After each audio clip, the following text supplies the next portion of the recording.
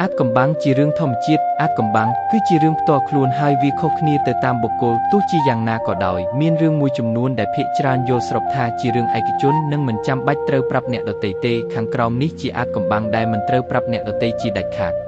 1. គោលបំណងនិងចក្ខុវិស័យជីវិតគម្រោងឬសុបិនធំដែលមិនទាន់ទុកចិត្តលើអ្នកដទៃបានពេញលេញផែនការអនាគតឧទាហរណ៍ផែនការលាឈប់ពីការងារផែនការចាក់ចេញដែលការលាតត្រដាងមុនពេលវេលាអាចបង្កផលអវិជ្ជមាន 2. ព័ត៌មានហិរញ្ញវត្ថុផ្ទាល់ខ្លួនទឹកប្រាក់ចំណូលនិងទ្រព្យសម្បត្តិជាក់លាក់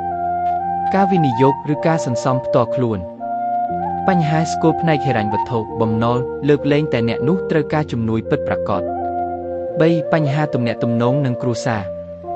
ជម្លោះឬបញ្ហាផ្ទាល់ខ្លួនរវាងសាច់ញាតិឬគូស្នេហ៍ដែលការនិយាយចេញអាចធ្វើឲ្យស្ថានភាពអាក្រក់ឡើងអភិភិក្សាផ្ទាល់ខ្លួនរបស់សមាជិកគ្រួសារដែលគេបានប្រាប់អ្នកដោយទុកចិត្ត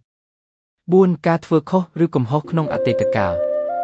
កំហុសដែលអ្នកធ្លាប់បានរៀនសូត្រនិងកែខ្លួនរួចហើយវាមិនប៉ះពាល់ដល់បច្ចុប្បន្នទេរឿងដែលអាចធ្វើឲ្យអ្នកដទៃមានអារម្មណ៍ឈឺចាប់ប្រសិនបើដឹងដោយគ្មានប្រយោជន៍ 5. ជំនឿនិងគំនិតផ្ទាល់ខ្លួនទស្សនៈផ្ទាល់ខ្លួនចំពោះបញ្ហាសង្គមនយោបាយឬសាសនាជាពិសេសនៅក្នុងបរិស្ថានដែលមានទស្សនៈផ្ទុយគ្នាអរិះគន់ឬការមិនពេញចិត្តចំពោះអ្នកដទៃលើកលែងតែវាជាការរិះគន់សម្រាប់ការអភិវឌ្ឍ 6. បទពិសោធន៍ផ្ទាល់ខ្លួនដែលងាយរងគ្រោះបទពិសោធន៍ដ៏ឈឺចាប់ឬរបួសស្នាមផ្លូវចិត្តដែលអ្នកមិនទាន់ត្រៀមខ្លួនក្នុងការចែករំលែកការរងគ្រោះផ្លូវភេទឬការរំលោភបំពានលើកលែងតែអ្នកនោះត្រូវការជំនួយពីអ្នកឯកទេស 7. ទម្លាប់ឬចំណង់ផ្ទាល់ខ្លួន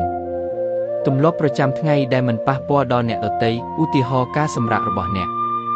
ចំណង់ឬការតាមរកផ្ទាល់ខ្លួនដែលងាយនាំឲ្យមានការយល់ច្រឡំ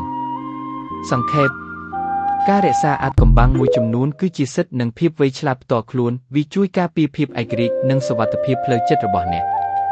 យោបល់ចុងក្រោយប្រសិនបើអាថ៌កំបាំងនោះធ្ងន់ធ្ងរប៉ះពាល់ដល់សុខភាពផ្លូវចិត្តឬសុខភាពរបស់អ្នកដទៃវាអាចជាគំនិតល្អក្នុងការស្វែងរកជំនួយពីអ្នកជំនាញឧទាហរណ៍គ្រូពេទ្យអ្នកជំនាញផ្នែកចិត្តសាស្ត្រជំនួសឲ្យការទុកចិត្តអ្នកដទៃដោយចៃដន្យ